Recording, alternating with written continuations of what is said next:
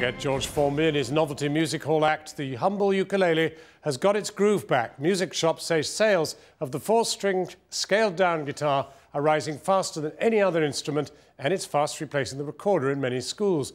Now it's being embraced by a whole new wave of musicians, from the Ukulele Orchestra of Great Britain to Pearl Jam rocker Eddie Vedder. As our culture editor Matthew Cain has been finding out, the ukulele is becoming seriously cool.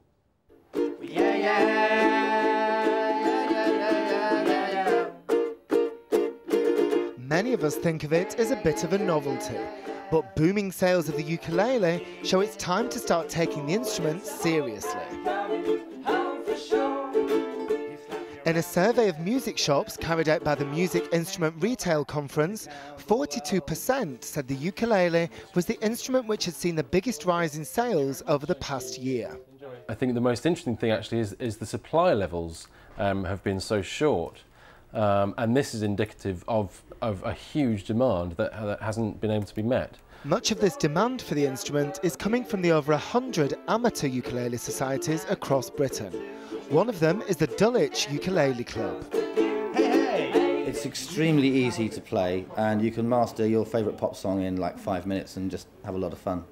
The ukulele was first made popular in Britain in the 30s by George Formby, until it fell out of fashion in the 60s.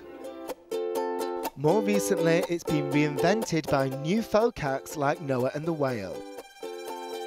There'll be love, love, love, wherever you go, there'll be love, love, love. Now, a whole wave of up-and-coming musicians are rediscovering the ukulele's potential. Oh, the nights wishing that we were kissing. Yeah, I mean, I know about George Formby and all that kind of music, but what I try to do is play the ukulele differently to that, you know.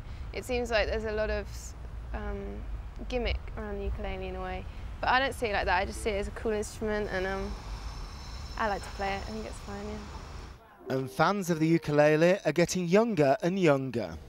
Traditionally, the recorder has been the first instrument that children learn to play at school, but more and more music teachers are abandoning it in favour of the ukulele. And that's because it's cheap to buy, it's easily portable, and it's perceived as being much more fun to play than many classical instruments.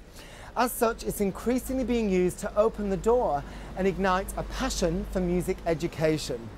With the ukulele particularly, I think they do get a sense of being part of a group, because they can play their instrument and at the same time look at each other. They can maybe sing together and accompany themselves at the same time. Does it have a limited range in terms of emotion or tone, would you say?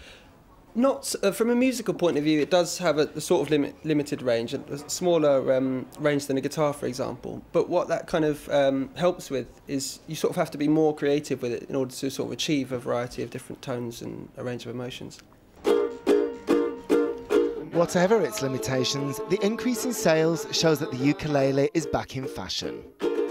We might have to wait a bit longer to find out if it's still being viewed as a novelty and merely an entry point to music for children, or whether it has real staying power in its own right. Matthew Cain, we're back tomorrow.